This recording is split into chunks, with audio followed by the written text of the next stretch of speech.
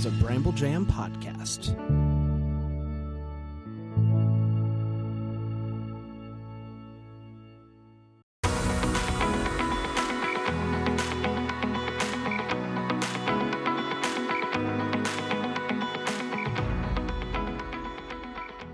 Welcome to Girls Gone Hallmark, a Hallmark review podcast. I'm Megan, and I'm a longtime Hallmark fan.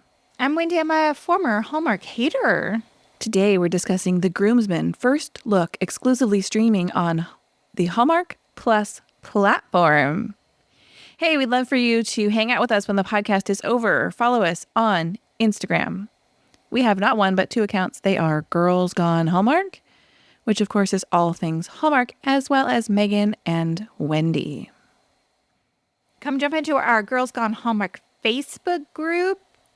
It's just a good time if you want to talk about all things The Groomsmen or Countdown to Christmas or whatever floats your boat over there.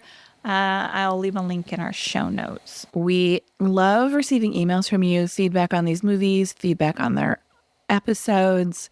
You can let us know you think that we are absolutely wrong. We did receive an email with a fun bit of trivia that we'll be sharing later on in this episode. So exciting. Thank you for sharing those with us. We do have a website. It's girlsgonehallmark.com. The content is flowing fast and furious over there. We did put up a printable schedule that includes the schedule of all Hallmark Channel, all Hallmark Mystery, and all Hallmark Plus in one place.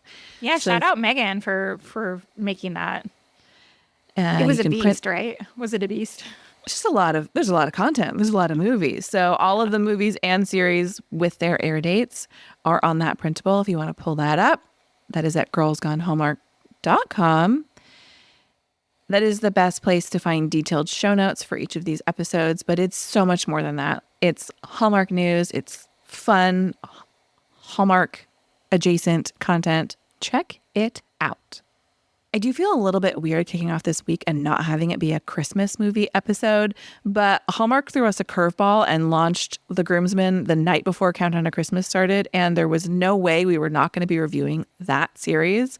So never you fear, Countdown to Christmas is coming to Girls Gone Hallmark this week. Tomorrow will be our thoughts on 'Twas the Date Before Christmas. We also have Holiday Crashers coming up later this week. So it's all happening, y'all. It's full bore. We are moving ahead, light speed. Indeed, indeed. It's not going to slow down for the next, I don't know, a lot of weeks.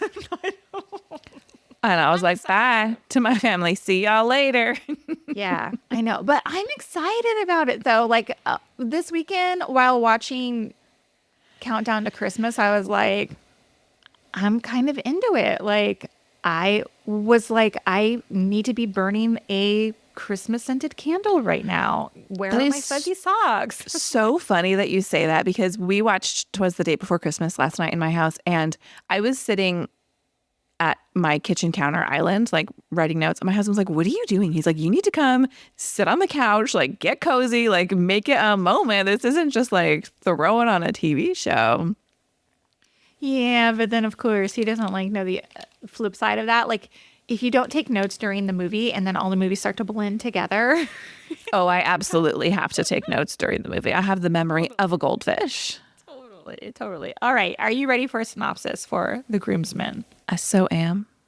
A cautious pediatrician and an overseas doctor meet at a wedding in Philadelphia, but the long-distance family and their friends may hinder their budding romance.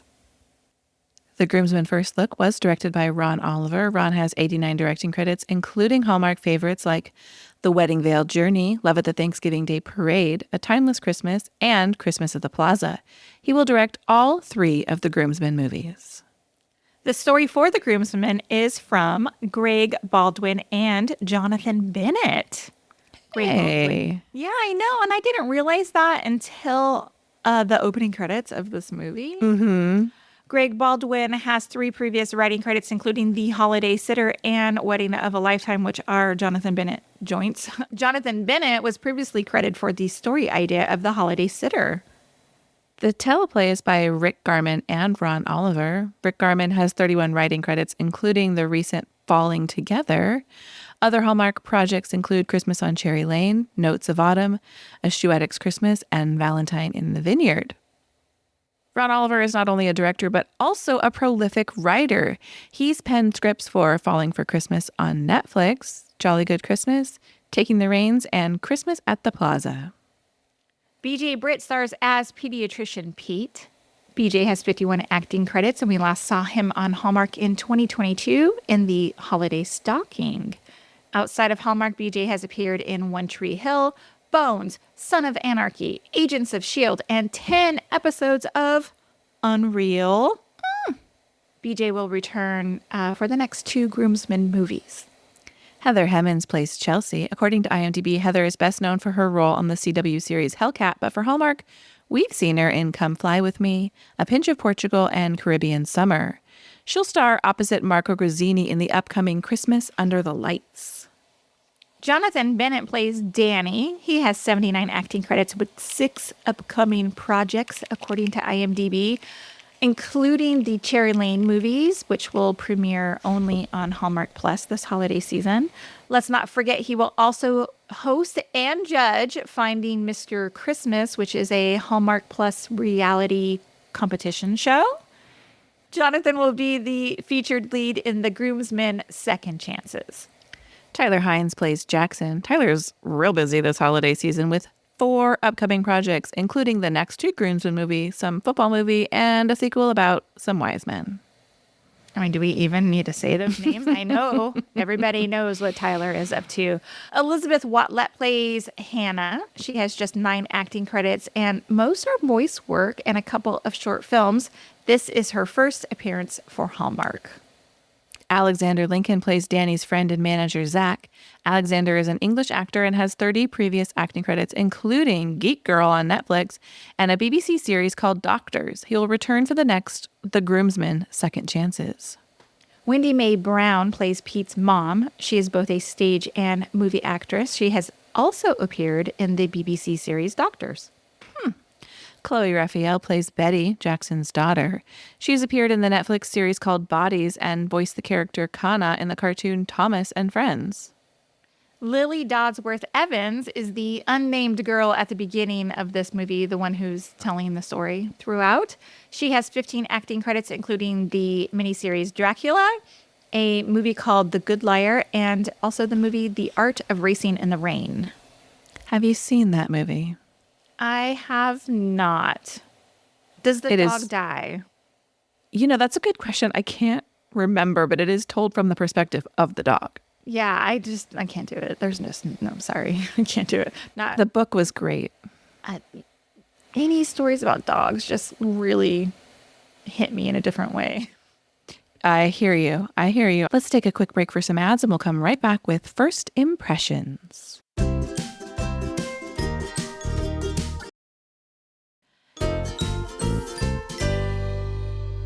Hey, Wendy, what is your first impression of The Groomsmen First Look? I came for the bromance, but I'm staying for the romance. Oh, hey. Heyo. And yours? Jonathan Bennett is me, and I am Jonathan Bennett. Why? I have to know all the details. The spiders? It's the spiders! Honestly, that footage of him at the park running away from the spider could have been live footage of me from many moments in my life. I've never seen you get scared of an insect. Oh, that is not true. Those Japanese beetles seem to come for you for some reason, and you do freak out when those are in your area. I do. And my kids know if they're like, wait, hold still. I'm like, is there a spider on me? Every single time. Oh my God, that's so funny. Let's talk what we liked about The Groomsmen. Well, I thought it was a great start to the trilogy. Mm-hmm. I really enjoyed the meet cute between Pete and Chelsea. You know, it was very organic, I thought, them meeting in this hallway of this wedding and like she helping him with the tie. It was sweet. It set a fun tone for the movie. I thought, good start, real good start. I 100% agree with you. I really liked this movie. My list of likes is very long. Starting with, this movie is so funny. There were multiple laugh out loud moments, probably the most laugh out loud moments I've personally had in a Hallmark movie. Really? I thought it was so funny. Can I share some of my favorite humorous Yeah. moments? We have to start with the wedding dance. It is like the epitome of the rhythm is going to get you moment. Like, these men absolutely cannot help themselves when their song comes on, and watching the way they're almost like unable to control the fact that their bodies are responding to the music. I've watched it 3 times. It is so funny. Look at you. I am. I have some thoughts about that. Oh but- no, I loved it. All right, another funny moment for me is the setting up for a video call and the lighting and the background. I have one point on that I'm going to bring up later, but I was dead. That whole, like, you can't just sit there and get on a call, bro. Yeah, I thought that was great. Only because I feel like maybe it's funny to us because we are often like on video calls, and so we're always like, what's the right lighting? You can't have it at this angle. Like, what do you know? Yes, I I've thought never that was had really to good. do a video call on a date before. That would honestly send me over the edge. I'd be like, this is what dating is in 2024. No, thank you. I'm single forever watching Hallmark movies. Yeah. Oh, I loved the gym scenes and the running bit that Jax, Tyler Hines' character, always has a snack and often isn't even working out. It's so funny. And this, when he just slides off the back of the treadmill I at love the end that of that too. scene, it's so good. I wondered, I was like, oh, did he come up with that? Like, he was like, oh, wait, here, what if I did this? Jonathan Bennett's, as mentioned, his "Get It Off Me" scream at the park. Oh, so good. The dudes are in the woods and Pete falls down the hill and Tyler deadpans like, oh, look, he's slowing down. The physical comedy mixed with their very nonplussed reaction. I laughed so hard. I agreed. I loved their playful dynamic. I thought their banter and their camaraderie was super enjoyable. If I may here, it works here. I don't this is one of my wishes, but I didn't think, like, I thought that they were trying to match the chemistry of the 3 guys and the 3 wise men. Oh, uh-huh. And I was like, are they doing it? Oh, I thought they had amazing friend chemistry. I think this is a great pairing. So did I. Don't get me wrong. I did too. I thought this is a great friend pairing. However, I feel like if you remove Tyler from it, because Tyler is the common, what's the word? The common denominator in both groups. Like, would I have been comparing the two? Do you know what I mean? I do. I hear you. That's all. But I do think they had a lot of fun moments. I really enjoyed the 3 of them together. Speaking of chemistry, you liked Pete and Chelsea's little meet cute. I thought they had a lot of sweet chemistry. I thought they were really cute together. And I liked the development of their relationship that we got. I loved the montage of them texting each other and graduating to phone calls. I thought it was really sweet and really built the investment in their romance. I like them a lot, but I do have some thoughts and my wishes about about the timeline of their romance. Okay. What did you think about this intriguing mystery bride story at the top? I think it's interesting. I like the additional through line that we're going to get with these 3 movies. Like, in addition to, obviously, they're connected by the friends and they're the groomsmen in each other's weddings. I like this additional piece that we're getting that ties these stories together. Do you have a guess on who the girl is? Well, I had been thinking about that, and initially I thought, is that Betty? Is that Jackson's daughter? But the actor has a slight accent, so I'm like, I have no idea. I have no idea. I originally thought it was Betty too, and the accent throws me, and I can't decide if the accent I don't know what's happening there. Like, is the accent supposed to be there, right? Is this actor's accent just spilling through that, or we're not really supposed to clock it? The one thing that leads me to believe that it's Betty is obviously she was there for most of this. And there's one line in the movie where she says we, and she was very much like part of their trio because she was around because she's Jax's daughter. So I thought, oh, I wonder if that's a clue when she says we had to go. I forget what the end of the line is, but I clocked that. So I am very curious about who she is as well. I was thinking, I was like, oh, of course, this is probably Betty, and she's probably marrying that kid, Jonathan Bennett's nephew, I guess. Yeah. It is. Like, I thought maybe that's how, but again, like you said, I don't know if that actor's like accent is just breaking through and then that's what's throwing me or what. So I'm curious. I'm intrigued. I really want to see like what's going to come. How is this person connected? So we'll see. We'll see. Speaking of daughter Betty, I love the inclusion of her. I loved the relationship between she and her dad. Thought that was really cute. Their connection is heartfelt. It adds depth to Tyler's character. I love seeing him as a single dad of a teenager. Like, I don't think we've ever seen him in a role like this. I love that leveled up moment for him. Me too. Divorced, single dad. Great. Yeah. And I just like she's part of their trio. You know what I mean? It's not like, oh, my teenage kid is around and she's a nuisance, you know, because that stereotype gets like played out a lot. Like she's truly like a part of like their family, you know. These are like her uncles essentially. Like I just really, it's nice. It's really nice. I totally agree with you. Speaking of Betty, this would be the time to share that listener Mackie emailed us letting us know that Tyler responded to a question from Twitter user KL Connie Wang, who said, is the daughter named Betty because of your mom? And he responded, yes, ma'am. Oh, that's sweet. Isn't that nice? So his mom in real life is named Betty. And so they correct. I love that. I love that. Well, I did see that he was a producer on this movie as well. So I guess maybe, you know, he has that authority to change character names if he wants to. For sure. For sure. Hey, speaking of characters, Pete, I loved Pete. I think BJ Britt is a total standout. I think he is incredibly likable, charming, handsome. He has such an easy, nice presence on screen. Why is he not in more Hallmark movies?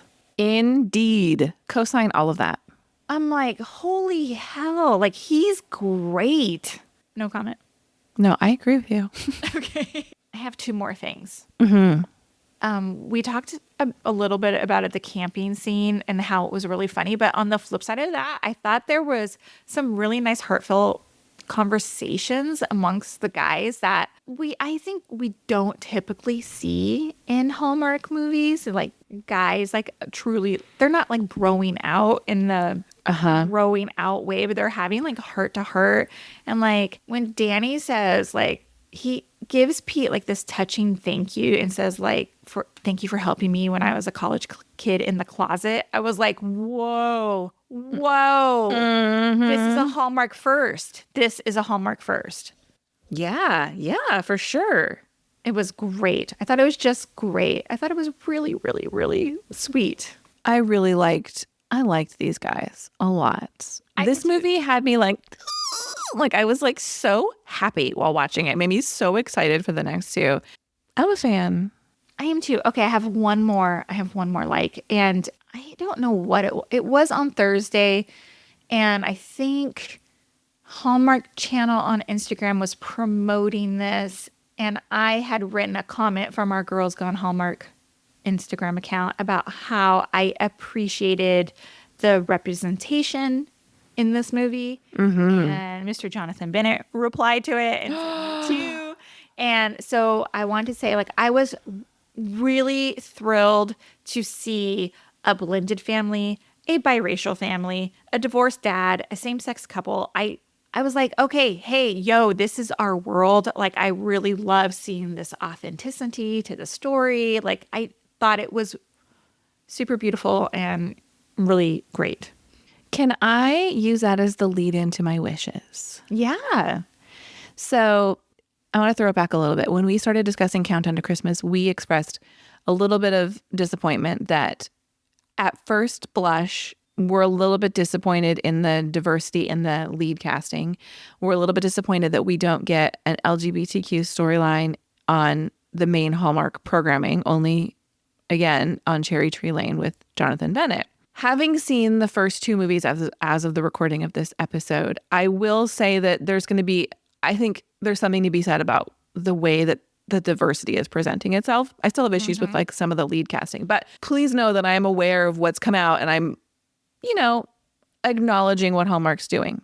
Yeah. That being said, I love Jonathan Bennett. Put Jonathan Bennett in everything, but Jonathan Bennett is carrying the weight of Hallmark's LGBTQ representation on his back. Yeah. I don't want you to be like, look, we got Jonathan Bennett. He's the host of the Hallmark Cruise. He's at all of these events.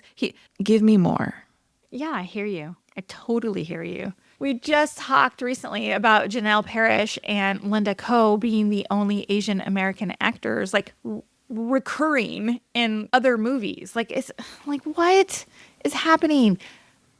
Cast a wider net. There are other actors out there. Yes, Cast I a wider hear net. exactly what you're saying and agree.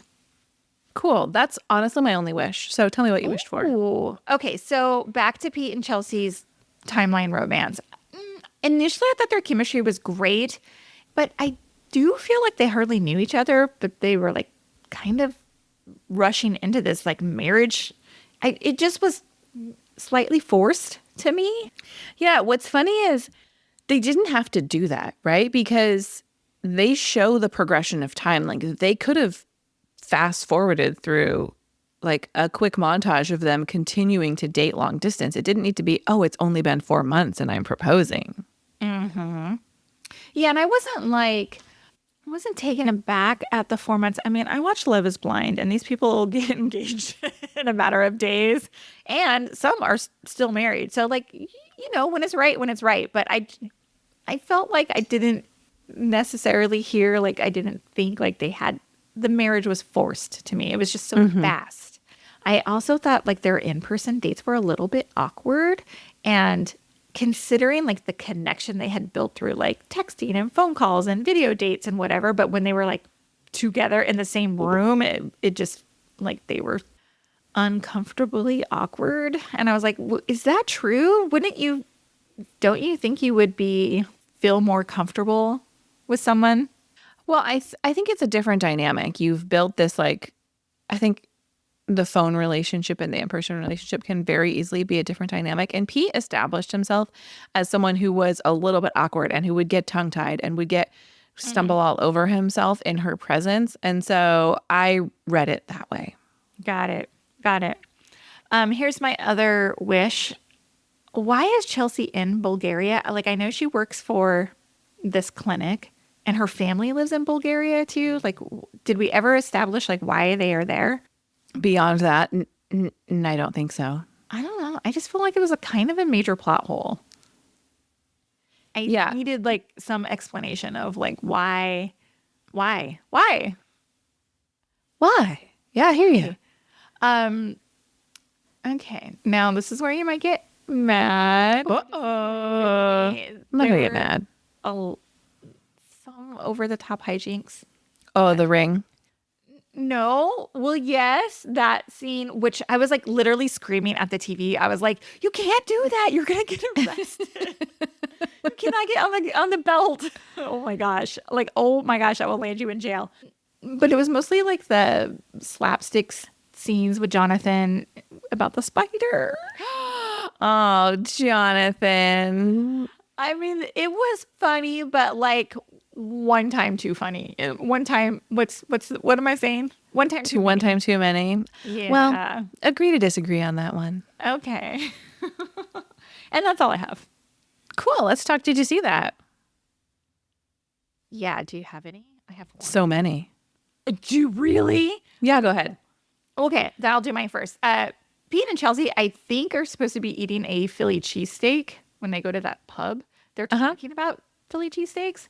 However, their sandwiches look nothing like a Philly cheesesteak. I'm from the West Coast. Like, the only exposure to Philly cheesesteaks I have is from Philly's Best, and I think those are kind of authentic, but I don't really know. To me, they look like they were eating like club sandwiches or something. So I was like, what's happening here? Interesting. I love Philly's Best. Me too. It's so good. Please do not ruin my illusions that that's not a real Philly cheesesteak, which, by the way, I have to order without cheese. How sad for you. It is so sad. Here's my did you see that?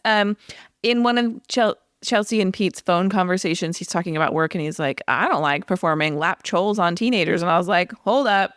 I watch way too much medical drama to know that the word you're looking for is lap chole, which is short for cholecystectomy. I looked it up. But, if we have medical professionals, they can chime in. But I do believe that the abbreviation is chole, even though it is spelled, the abbreviation would be spelled CHOLES and phonetically pronounced choles. Look at you. All those seasons of The Resident. Throwback to the video call, all of that prep, and they didn't raise his laptop screen. Now, BJ Brett is a good-looking man who is not sporting a double chin, so this is probably not something he needs to worry about. Looks good from all angles, but you got to have that camera up high. Raise it up. Raise it up. You need a stack of books, dude. I really wanted to see them bring in the stack of books. That would have been hilarious. When the mom slips off her shoes for the faux wedding ceremony, there's Zara brand, and they like zoom right in on it. I was like, oh my God, paid for that. Yes, I saw that. Thank you. I wish I would have put it on my Did You See That? I totally forgot. But in the moment, I was like, Zara. And finally, these three men have the whitest teeth on Hallmark. I need to know their teeth whitening regimen. Oh my God, you're so funny. All three of them. You need to pay attention in the next one because it's like gleaming white teeth like you've never seen. Ross Geller. Yes. What did you rate The Groomsmen First Look? I gave it 4 stars. I gave it 4.5 stars. I have just one additional thought here, though. I can't help but think that Hallmark made a mistake dropping this series one day before Countdown to Christmas, because it was talked a lot about on Thursday when it was released, and then it got totally overshadowed by Countdown to Christmas starting the next day. I agree that the social media conversation drowned it out, particularly on Hallmark's end. There was so much, understandably, Countdown to Christmas coverage of their Countdown to Christmas kickoff events, their fan events on the road. I fully agree. Our website traffic tells me that the average Hallmark watcher is very curious because they're heading to our website in droves to read about the Groomsmen. So Yeah. I do kind of feel like justice for the Groomsmen and drop this where it can like live its own life. Yeah, agree. All right, friends. Girls Gone Hallmark is a Bramble Jam podcast, and we thank you for listening to this episode. Are kicking off Countdown to Christmas here on the podcast with reviews of 'Twas the Day Before Christmas tomorrow and Holiday Crashers Thursday.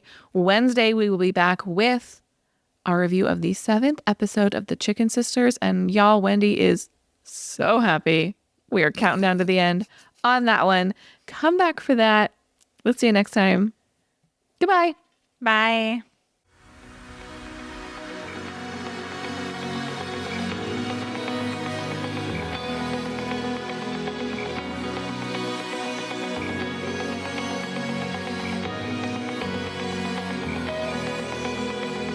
All right, friends, before we go, just a quick heads up.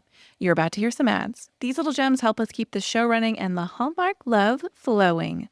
So do with that info what you will. Grab a snack, hit the skip button, or maybe, just maybe, listen in and discover your new favorite product. Bye.